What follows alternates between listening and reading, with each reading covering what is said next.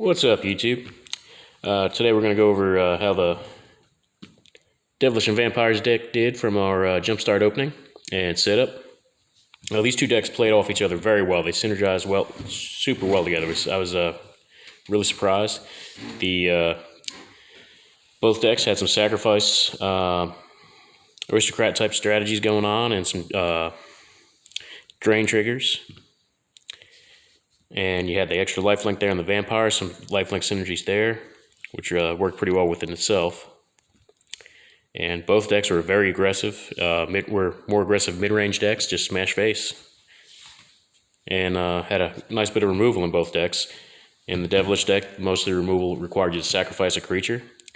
But with all these drain triggers for creatures dying, creatures being sacrificed, it worked out real well. A couple cards that did a lot of work that I really didn't was a little bit surprised about was this Spiteful Prankster here, that 3/2 first strike for 3.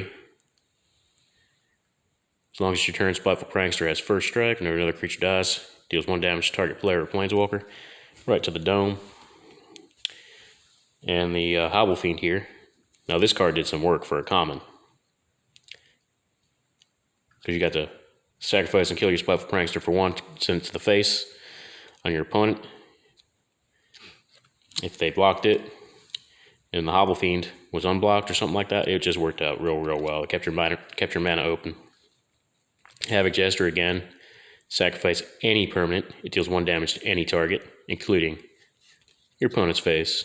This Chain Brood here was actually quite the dud.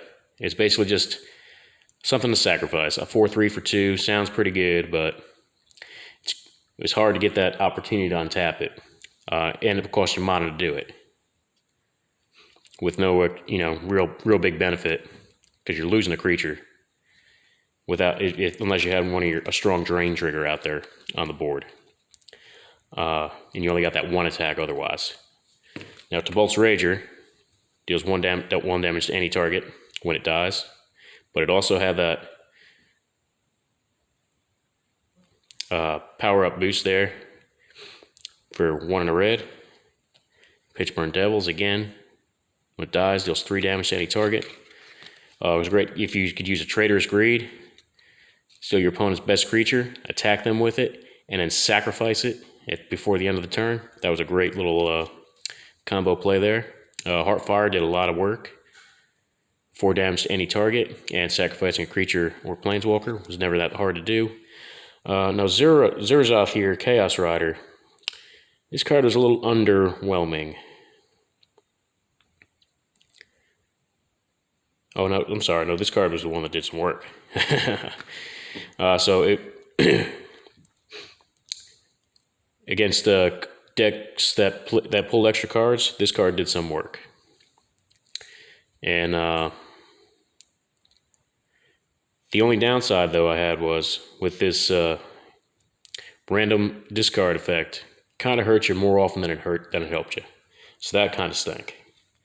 But the card giving your creating that extra 1/1 red devil creature that when it dies dealt 1 damage to any target, that helped out a lot. But the random discard, I felt like that hurt more often than it helped. And here in the Vampires deck, we had this Falconroth Noble, which had that great drain trigger there. Whenever another creature dies, if you're sacrificing off anything with that red deck, ordinarily I would say that this card would be overcosted, but within these Jumpstart packs, this card could really do some work. 4 mana for a 2/2 flyer with a drain trigger. It's more of like a 3 mana effect in today's day and age with all the power creep, but it did some work.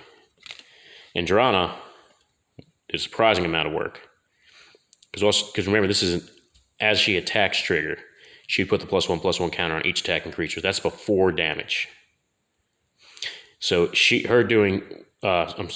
whenever she deals combat damage to a player, with her evasion, with the flying and the first strike damage occurs before regular damage. So when the first strike damage occurs, all of your creatures would get those +1/+1 counters, giving them that little extra boost before they dealt damage to creatures that the opponent was blocking. So they had to do a lot of thinking about how they would block and figure out which creatures they let through. So that was pretty sweet. That's an excellent card design and worked great in this deck. The Bloodbound Vampire, putting a +1/+1 counter on it whenever you gained life. There's a lot of life gain creatures in this deck. And Sanguine Indulgence was essentially a 3 mana, return 2 cards from your 1 mana, sorry, for just a single swamp. You could essentially got to return 2 target creature cards from your graveyard to your hand. That was excellent because you were gaining a lot of life in this deck. And the classic Gifted Aetherborn. This is one of my favorite cards out of the Kaladesh block. 2/2 for 2, 2/3 for 2 black, Death Touch Lifelink. A lot of work. All right, folks, that's all I got for these. And I'll see you with the next one.